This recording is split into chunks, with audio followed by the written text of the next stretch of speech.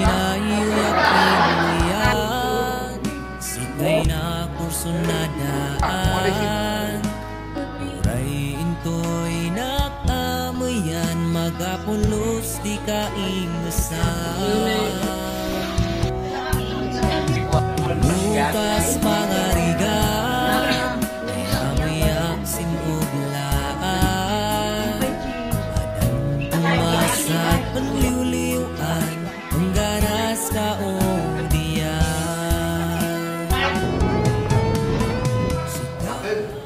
Tenang complete.